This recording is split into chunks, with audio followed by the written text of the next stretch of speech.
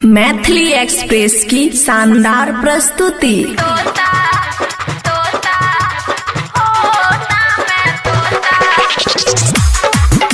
Presented by DD Dhamaka recording studio DJ Manish Raxaul.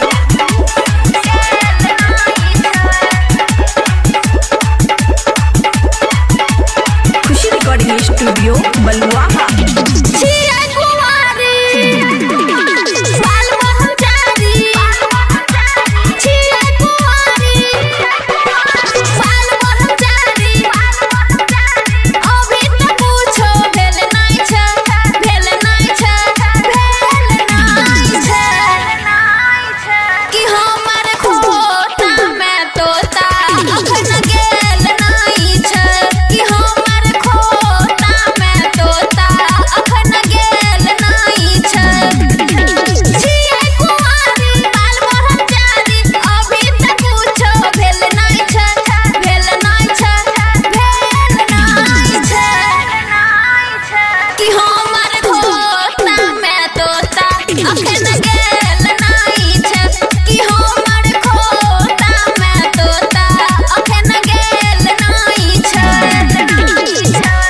Presented by Sunil Deewana.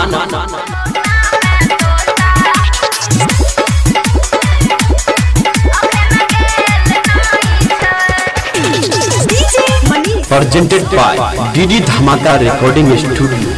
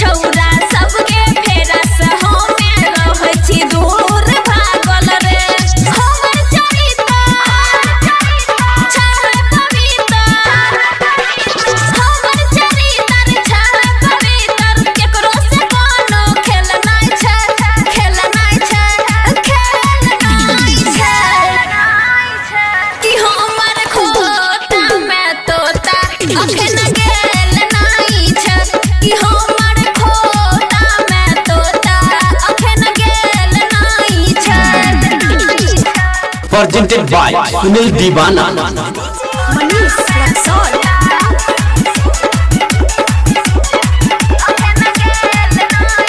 Presented by DD Dhamaka recording studio.